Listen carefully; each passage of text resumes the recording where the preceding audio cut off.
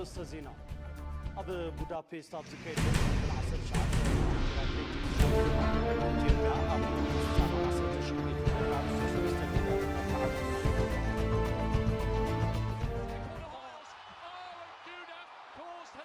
to stumble. It's an Ethiopian 1-2-3. أب كل الأمحار قاتي مزنبرة أجمع ጸጥታ بمتحبار حزبي تكللن حيلتات ጸጥታን ከም ዝተኸበሰ ተገሊጹላ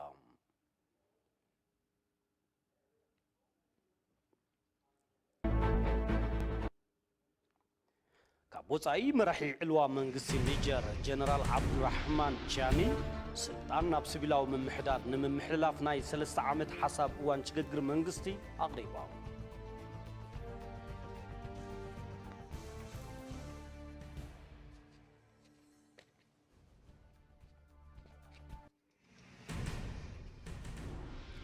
تنهبلنا كبرات تخطاتلتنا الساعات زتدالو زيناتات حزنا لكم قربنا لنا من زيناتات حبيلكم صنح حقيقاتو على ميسرنا مكتال فلما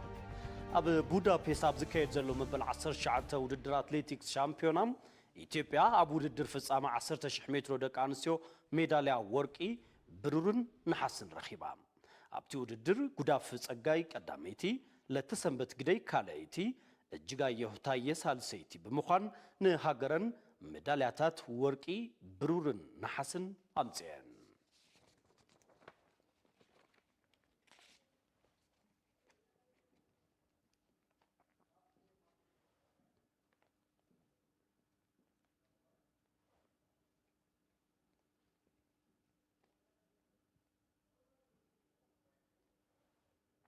ቀዳማይ ሚኒስትር አብይ አህመድ ኣብ ቡዳፔስት ኣብ ዝተገብረ ውድድር ጉያ ፍጻመ 10000 ሜትሮ ደቂ ኣንስትዮ ብዝተረኸበ ዓወት መልእኽቲ እንኳዕ ደስ በለኩም ኣመሓላሊፎም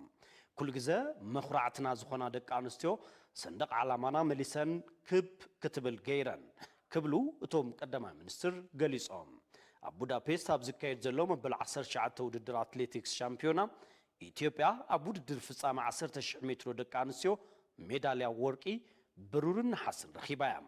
ኣብቲ ውድድር ቀዳመይቲ ጉዳፍ ጸጋይ ካልአይቲ ለተሰንበት ግደይ ሳልሰይቲ እጅጋየሁ ታየ ብምዃን ንሃገረን ሜዳልያታት ወርቂ ብሩርን ነሐስን ኣምጽአን እየን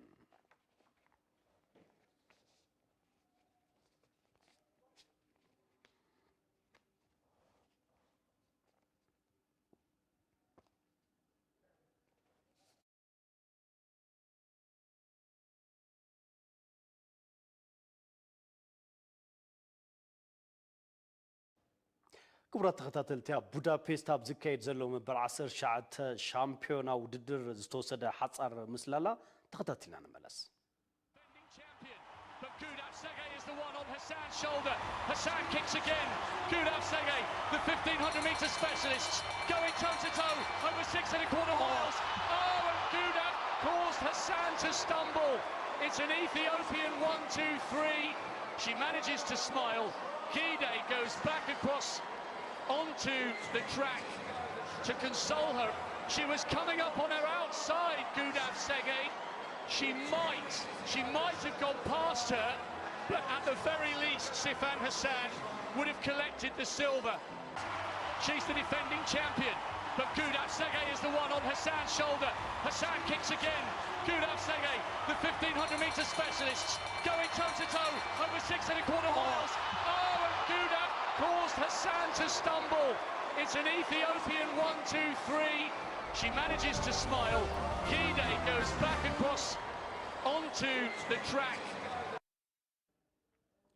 أما كتتال زيناتات تبي تقرناكم تركوا كورة تختاتل تمارسكم سلة كتاتلون أنا مسكن زيناتات ناقص الله حزون مسانا صنحهم لعلواي ممرحي الزي أواجه صوانا بكل الأمحارة نمرقا سلامة بقصالي كوسد زقب أو سقمتات بزملكت أنفتات أميتهم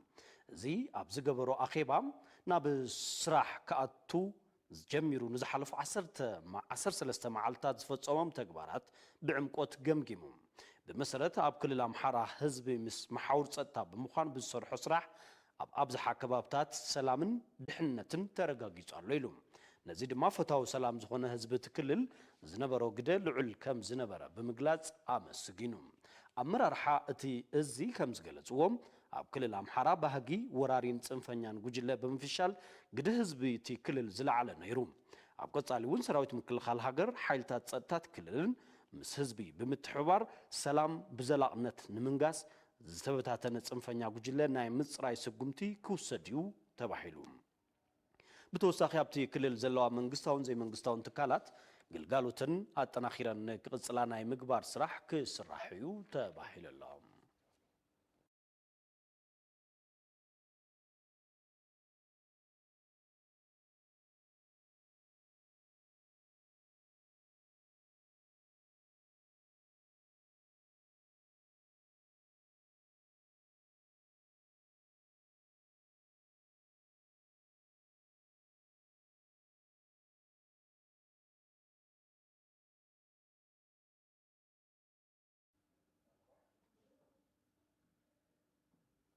ምስ እዚ ተኣሳሲሩ ኣብ ክልል ኣምሓራ ጽንፈኛን ዘራፊን ጉጅለ ወሊዕዎ ዝነበረ ሓደጋ ብምትሕብባር ህዝቢ ትክልልን ሓይልታት ጸጥታን ሙሉ ብምሉእ ከም ዝተኸበሰ ኣመራርሓታት እዚ ላዕለዋይ መምርሒ ገሊጾም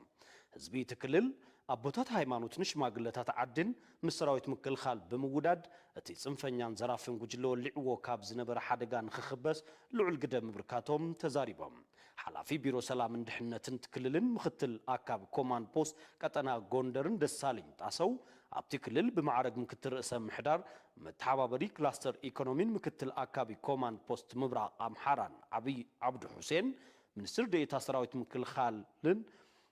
ምክትል ኣካቢ ኮማንድ ፖስት ዞባ ማእኸላዊ ሸዋን ዶክተር ኣሕመድን መሐመድ ከምኡውን ኣብ ክልል ኣምሓራ ሓላፊ ቤት ጽሕፈት ፓርቲ ብልጽግናን ኣባል ኮማንድ ፖስት ምዕራብ ኣምሓራን ይርጋ ሲሳይ ምስ ግልጋሎት ዜና ኢትዮጵያ ጻንሒት ገይሮም ኣብ ጻንሒቶም ኣብ ክልል ኣምሓራ ጽንፈኛን ዘራፊን ጉጅለ ስልጣን መንግስቲ ብሓይሊ ንምሓዝ ብምሕላም ብፍላይ ታሕተዋይ መሓውር መንግስቲ ንምቁጻር ብስፍሓት ምንቅስቃሱ ገሊጾም እዚ ጥራይ ዘይኮነ መኸታ ሃገር ዝኾነ ሰራዊት ምክልኻል ብምጥቃዕ ሰላም እቲ ክልል ካብ ምህዋኽ ብተወሳኺ ነታ ሃገር ንናይ ወፃኢ ጸላኢ ናይ ምቅላዕ ተግባር ምእታው እውን ተዛሪቦም ጎድንን ጎድኒ እውን እቲ ጉጅለ ትካላት መንግስትን ውልቀን ናብ ጉሕለት ምእታው ድሕሪ ምጥቃስ በዚ ድማ እቲ ጉጅለ ማሕበራውን ቁጠባውን ምንቅስቃሳት እቲ ክልል ንኽተኣጓጎሉ ካብ ምግባር ብተወሳኺ ብርክት ዝበሉ ንዋታውን ሰብኣውን መጉዳእታት መብፅሑ ጠቒሶም እቲ ሕቶ ኣለኒ ዝብል ዝኾነ ይኹን ኣካል ሕቶኡ ብሰላማዊ መልክዑ ጥራይ ምቕራብ ከም ዘለዎ ዝገለጹ እቶም ኣመራርሓታት ካብዚ ወፃኢ ብሓይልን ብዕጥቅን ዝተሓገዘ ምንቅስቃስ ንዝኾነ ይኹን ዓይነት መፍትሒ ዘይምዃኑ ጠቒሶም ህዝቢ እቲ ክልል ኣቦታት ሃይማኖትን ሽማግለታት ዓድን ምስ ሰራዊት ምክልኻል ብምውዳድ ነቲ ጽንፈኛን ዘራፍን ጉጅለ ወሊዕዎ ዝነበረ ሓደጋን ክኽበስ ልዑል ግደ ምብርካቶም ተዛሪቦም ነዚ ስዒቡ ድማ ብዝሕዚ እዋን ኩሎም ቀጠናታት ኮማንድ ፖስት ክልል ኣምሓራ ናብ ንቡር ሰላሞም ምምላሶምን ሰላማዊ ምንቅስቃስ ህዝቢ ምጅማሩን እዮም ተዛሪቦም ኣብቲ ክልል ኣብ ኩሎም ቀጠናታት ትካላት መንግስቲ ባንክታት ሆቴላት ትራንስፖርት ትካላት ንግድን ካልኦት ማሕበራውን ኢኮኖሚያውን ወሃብቲ ግልጋሎታት ናብ ስሩዕ ስርሖም ምምላሶም ተዛሪቦም ሰላም እቲ ክልል ንኽምለስ ብምግባር ህዝቢ እቲ ክልል ኣቦታት ሃይማኖትን ሽማግለታት ዓድን ዝገበርዎ ኣስተዋፅኦ ልዑል ምዃኑ ድሕሪ ምጥቃስ ነዚ ድማ ምስጋና ኣቕሪቦም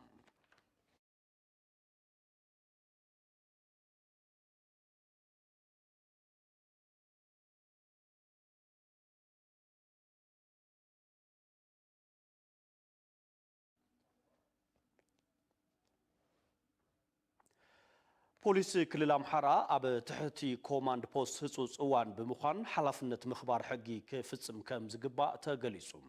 ኮማንድ ፖስት ምዕራብ ኣምሓራ ኣብ ከተማ ባህር ዳር ምስ ዝርከቡ ኣባላት ፖሊስ ታ ክልል ዘትዩሎም ንጸብጻብ ሙሉ ግርማይ በሪሁ ብርሃነ ኮማንድ ፖስት ምዕራብ ኣምሓራ ኣብ ከተማ ባህር ዳር ምስ ዝርከቡ ኣባላት ፖሊስ ዘትየሎ ፖሊስ ክልል ኣምሓራ ናብ ምዕሩይ ቅዋሙ ተመሊሱ ምንተ ምርግጋጽ ሰላም ድሕንነትን ህዝቢ ጠጠው ክብል ከም ዝግብኦ ምክትል ኮሚሽነር ፖሊስ እታ ክልል እኔው ዘውዴ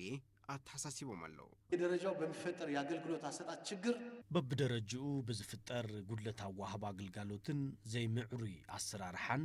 አመሪሕነት ፖለቲካን መሐውድ ጸጥታን አለው ብዝፈጠርናዮ ዘይ ምዕሩይ አሰራርሓ ዝተቀየመ ማሕበረሰብ አለው محاورنا كابزي كنصري علنا كاب زحلفه جيجا تمرتي بموساد اكلات اخبرت تصطتا عوشتي حصير غزي ተግባር ምኽባር ሕጊ ክፍጽሙ ይግባእ ዝበሉ ድማ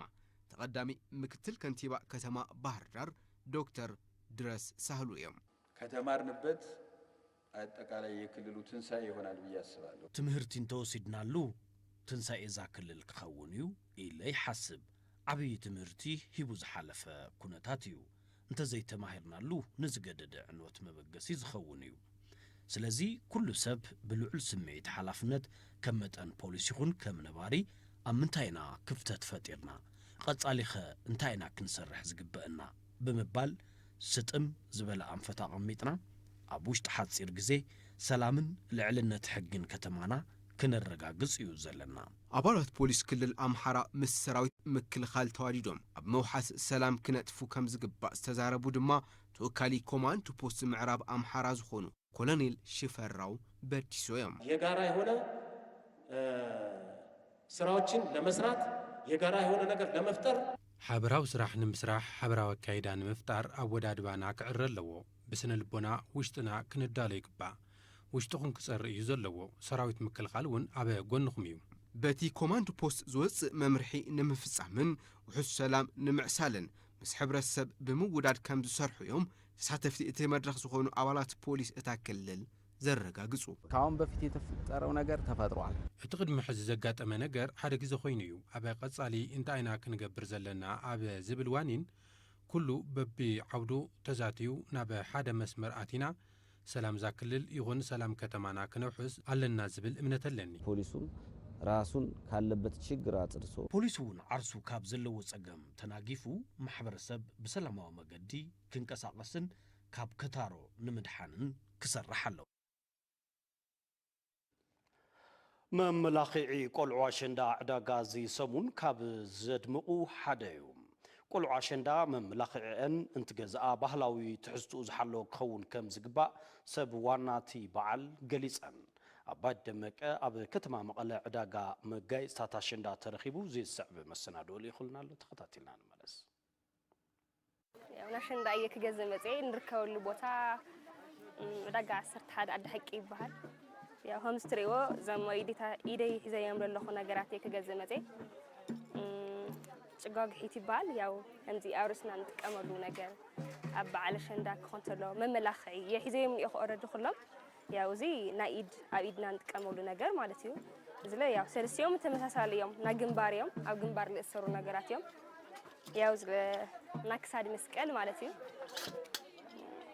እዚ ላይ ያው ጓጉ ይበሃል። ያ ከምዚ ንጥቀመሉ ነገር ማለት እዩ። ላይ ክዛት ደስ ተመሳሳሊ እዮም ክልቲኦም ናይ ክሳድና ንጥቀመሉ ማለት እዩ። ብጣዕሚ ደስ ዝብል ዕዳጋ እኒኦ። ያው እዚ ናይ ክሳድ ዕዳጋ ናረና ኢና ነርና ብጣዕሚ ደስ ዝብል እዚ ክሳድ ማለት እዩ። እዚ ደግሞ ብደረጃኡ ይስራዕ 250 ማለት እዩ። ብጣዕሚ ደስ በሃሊ እዩ። ደረጃ ውበት እኒኦ ኣብ ክሳድካ ትገብሮ ዘለኻና እዚ ለለ ባህልና ጎዋግብ ይበሃል። ጎዋግብ እዚ ደግሞ እስካዕ 950 እኒኦ ብቻ ብጣዕሚ ደስ በሃሊ ዕዳጋና ሎም ፍሉይ ዝገብሮ ኣሸንዳ ኩሉ ብሓባር ብሰላም ብፍቕሪ ስለዝኾነ ብጣዕሚ ደስ ይብልኒ። ንመጀመርያ ግዜ ኣነ ለዚ ቅድሚ 5 ዓመት ሓድገ ነራ ኣሸንዳ ብቻ ብጣዕሚ ደስ በሃሊ ዝግጅት ብጣዕሚ ሓሪፍ እዩ። ዝመጣ ኩሉ ካብ ዓዲግራት እዩ። ኣብ መቐለ ፍሉይ ዘለ ኣሸንዳ ክሕልፍ ኢለ መፅአ ከም ናይ ለምዘን ዘለ ደስ በሃሊ ኩሉ ነገር ዝግጅቱ ብጣዕሚ ይስሕበካ። ለለ ሰላም ዘለዎ እዩ ዝመስል ተስፋ ኣለና ንቐፃሊ ካብ ናይ ዓሚ ካብ ቅድሚ ዓሚ ዝሕሸ እዩ ዝመስል እና ደስ ኢልኒ ካብዚ ክሕልፍ መፅአ ሰላም ይምነ ንህዝቢ ትግራይ ኩሉ ሰላም ይምነ እግዚአብሔር ከም ዘለናየ ቀፅላልና። ያው ናብዚ ምፀኒ መጋየፂ ገለ ክገዝእ እየ መፅአ እና ያው ዝሓለፈ ኣይተኸብረን ያው ብኽባይ ዕፅዋይ ሕዚ ኸ ብሰነ ብፅቡቕ ንክኽበር ይምና ደስ ኢልኒ እዩ ብጣዕሚ ክፅቡቕ ከም ንክኽበር ይምና ኣብ በዓል ደስተኛ እየ። ሓዚ ተቆኒነ ኣለኹ ክዳን ክዓስፊ ኣለኹ ካብኡ ሕዚ ዝራይ ኣስቤዛ ክገዝእ መፅአ ኣለኹ እና ብፅቡቕ እየ ክሕልፎ። ያው ብጣዕሚ ደስ ድሕሪ ብዙሕ ዓመታት ኢና ሕዚ መጀመርያ ድሕሪ ያው ኦልሞስት after 3 years I think ከምኡታት ድሕሪ 3 ዓመት ገለ ኢሉ ኾን ኣሎ። ያው ብጣዕሚ ደስ ልዳው ብጣዕሚ ደስ ክገልፀልካ ኣይኽእል ቃላት የለኝ። ድዋው ብጣዕሚ ደስ ዝብል በቃ ማለቲ እንድዒ ኣይተፀበኹ ወይ ነይረ ከምዚ ሰላም ወፅኡ ከምዚ ኩሉ ነገር ኣብ ዓድኻ ብጣዕሚ ደስ ዝብል እና ብቻ ሓሪፍ እዩ። دس هالي كافت زحل فخنتات حزي وكل نجار دس هال دزنيه نأي بتعمي دس اللي زلا في اللي زلا ونير الله خيا منا تعمي مع عم زحلفنا يبورينو ما تشم كل هان فطينا إننا هذي كل نجار دس هالي زمثلنا عم حجوست خوينا لما علمت أني خو زرد دس يلنيو بقى دس هالني كل سو دس تنيا خويني بقى دوا دس هالني خب على الجميرو نا صبونا خريدني كنا طبعا نني خو كاو لبس لجزئة جانا خجورة شو مالتي نا مجايت لا وكاجزا كوت سلخنا هم زلقنا خواص لازم يخون يتعنتني كاول جددا بقى لو ما أنت مخنس كاول للدرس مالتي عاوز حكي دك أنستيو لو دك أشدا أو دك جم أو لو بكل بتاعل تفعل لخنا اللي عندك أنستيو شاب تعمل دسهارك وعاوز حكي بهنا نخيط أفن نخي حسس كنا ساهلنا دسهال خنقولنا جن دقينا تصدقنا خنقرر لنا نهز ترى دمو في الزلة صباغ أن نتن بهلنا كنا خبر لنا طوانينا يا بهلنا غيرنا أولا كسمة خيرنا ناي بهال غيرنا نخورو يدلي بهال ناس كتفيه ولن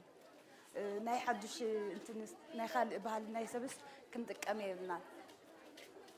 من بقى أنا حزب تجرين كوع بسلام نبع على شدة بسلام نصحنا كاب بعلا شندا كي وصانا لوم زبن خبر بعلا شندا دحر لبدا حمام كورونان كويناتن حزي بزترخ بسلام نفلما اوانتي بعل بدموق مدلوات نم بعل سرحتي قدم مدلاو تزازيمو اغايش كاب وصان وشتعدن مئتاو كم زجمرون حبرتسب ون بركت زبله غاشا كمصو بهان قوتا يصبه كم زلون حلافي بيرو توريزم كلل تግራይ دكتور اصبح قبر እግዚአብሔር ገሊጾም دحري كورونا دحر طورنتن لمجمرا غيزه زبال بعالي سلازي تي هزبي بعالو كيبعل زغورو كونتات تلويط بعالونا كوعلولو زخيل عدل تسغاغيرولو زي صبق نغريو مدلواتنا زازيمنا ناب غاشا نقبلولون تي بعالنا زجمرولون بركي بصحنا لنا وطعم وحدات معلتات يم زغورينا بزحات غايش لي يمصلو كخواويو اوزي زلسل بهان قوتا يصبلو بزح غاشا كمصو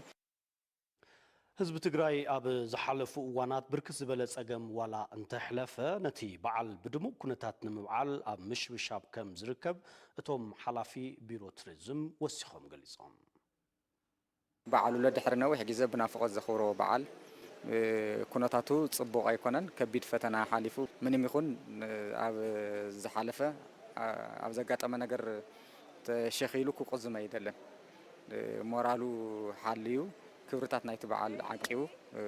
بزغبا بعالو اخويرو زحشه مسارح حويتن لمعاتن غير كتقملو سلا للي تبعال صبغ زغنا ناي مدلاو منفسي زلو حزبنا له اغايش تقبلو نمتنغار بتام دلوي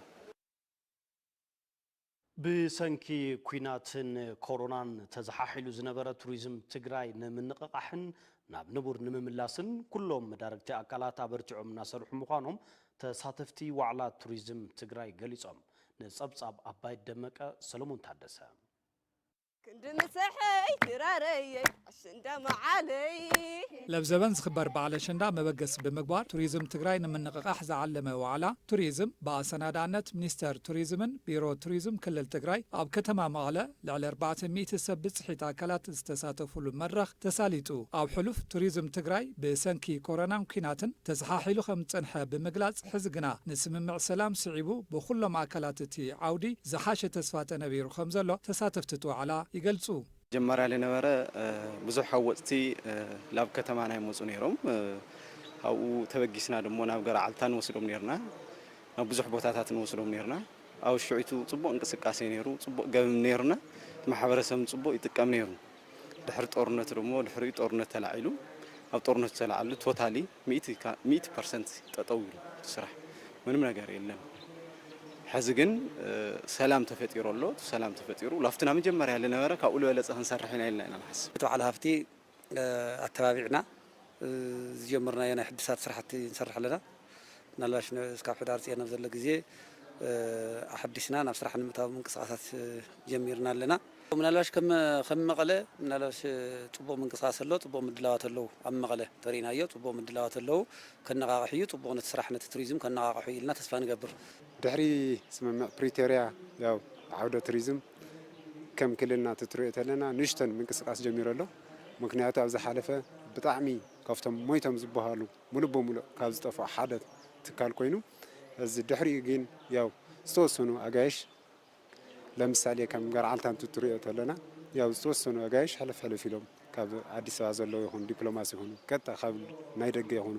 ዲያስፖራ ይኹኑ ዝተወሰኑ ናይ ምንቅቃሕ የርኢ ኣሎ ማለት እዩ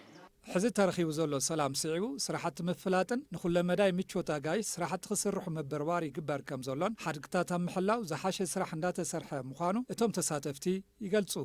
ንሕና ብኣድቨርታይዝ ዝግበር ሓደ ሚድያታት ናይ ውጭ ሚድያታት ክመፁ ተለዉ ኣድቨርት ንገብር ሓደ ደሞ ቢዝነስ ካርድ እናሰራሕና ንብትን ካልኣይ ደሞ ህዚ ስለ ዝተኸፈተ ዋይፋይ ይነበረን ቀደም ኔትወርክ ቴክኖሎጂ ካብዞም ንፈልጦም ኣድቨርት ናገርና ሰላም ይፍጠረሎ ሰላም ይኾነሎ እዩ መፂኹም ክትውፁ ትኽእሉ ኢኹም መፂኹም ክትሪኡ ትኽእሉ ኢኹም ሰላም ተፈጢሮሎ ኢልና ኣድቨርት ንገብር ኣለና ካልኣይ ደሞ ኣብቱ ዘለዉ ድርጅትና ሆቴል ለለዉ ሓደ ሆቴላት ለለዎ ኣብ ከተማ ክሰርሕዎ ልግብኦም ኮምፎርት ለሎ ሆቴል ንክኸውን ሓደ ምኽርታት ንዎም ኢና ጋይድ ጥራይ ይሰርሕ ሰብ ናይ ጋይድ ስራሕ እንድሕር ተዘይረኺቡ ናይ ቱሪስት መፅኦም ናይ ጋይድ ስራሕ ሰሪሑ ተዘይጠቂሙ ትርጉም ዘለዎ ኣይኮነን ሰላም ጥራይ ስለዚ ሰላም ምምፅኡ ዝነበረ ፍርሒ ናይ ጦርነት ናይ ድምፂ ጦርነት እናንተ ሓባእኻ እናተሸጎጥካ ፈቆድ እናተሰቃቅካ ትውዕል ነርካ ሕዚ ጽቡቕ ሰላም ምምፅኡ ያው ጽቡቕ አቲና ንወፅ ኣለና ንንቀሳቀስ ኣለና ትቅርሲ እውን እስኪ ከይበላሽ እውን ኣብ ናይ ምሕላው ኣብ ሓደ ናይ ምንቅቃሕ ስራሕቲ ኣሎ ትዘሎ ዕድል ተጠቂምና ያው ናብ ዝሕሸ ብርኪ ክነሰጋገሮ ንሕና ከም ትካልና ሙሉእ ብሙሉእ ዝግጅት ጌርና ኣለና ያው ምክንያቱ ኣብቲ ዝሓለፈ ዝተጎዳእናሉ ሰዓት ናይ ናቱ ዕፅፊ ጌርና ናብ ዝሕሸ ብርኪ ንክንሰርሕ ድልዋት ኢና ዘለና ማለት እዩ ኣብ ዓውዲ ቱሪዝም ትግራይ ዝነጥፉ ኣካላትን ትካላትን ዘለዎም ፀገም ንምፍታሕ እቲ ዝተሳለጠ ዋዕላ ጠቃሚ ምዃኑን ዝተለዓሉ ፀገማት በብብርኩ ከም ዝፍትሑ ብምእማን በዓል ኣሸንዳ ንምኽባር ንዝመፁ ጋይሽ ብፅቡቅ መስተንግዶ ንምሕጓዝ ከም ዝተዳለውን ኣብ ደገን ውሽጥን ዘሎ ሕብረተሰብ ተሳተፍቲ በዓል ንክኸውን እቶም ተሳተፍቲ ፀዊዖም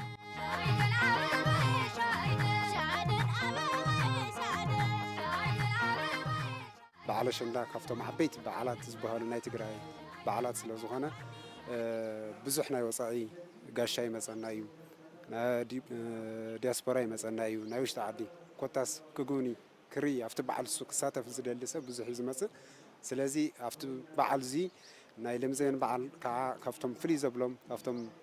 ቅድሚ 4 ዓመት ኣከባቢ ኣቋሪፁ ስለ ዝፀንሐ ናይ ባህሊ ኣሸንዳ ደሞ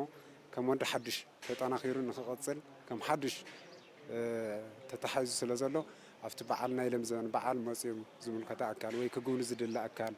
ወይ ኣብቲ በዓል ክሳተፍ ዝደለየ ኣካል መፅኡ ንክሳተፍ ፀውዒተ የቕርብ ኣብቲ ከባቢና ሆቴላት ከፊቶም ዘለው ብዙሕ ኣፍልጦ ካብ ውጭ ዝመፁ ሃወፅቲ ከመይ ጌርካ ክትሕዞም ኣለካ ከመይ ጌርካ ተዘጋጅዮም ኣለካ እንታይ ዓይነት ክትዘጋጀ ኣለካ ካበይ ዓዲ ከ መፅኡ ሃገር ከ መፅኦም ዝብል ብዙሕ ኣፍልጦ ኣይነበሮምን ግን ኣፍልጦ ክሕዙ እዮም ንብል እምነት ኣለና እዚ ንሕና ከም ሆቴላት ይኹን ከም ጋይድ ይኹን ዘለውና ፀገማት ኣለው እቶም ፀገማት እዚኣቶም ኣቕሪብና ብክልል ዝፍታሕ ብክልል ዘይፍታሕ ደሞ በቲ ፌደራል መንግስቲ ብባህልና ቱሪዝም ሚኒስተር ክፍትሑ ኢልና እዮም ኢልና ተስፋ ንገብር ስለዚ ፅቡቕ መድረክ እዩ ኢልካ ምውሳድ ይከኣል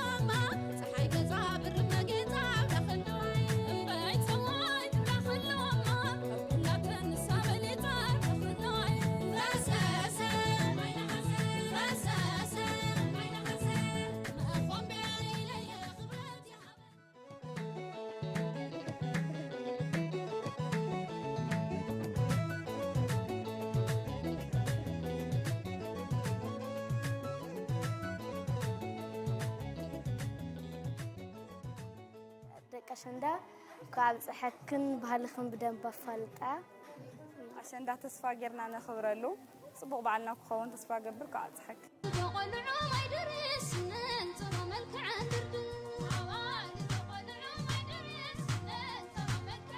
كعب صحكن كل زدلي نقول عندك أنستيو تجراي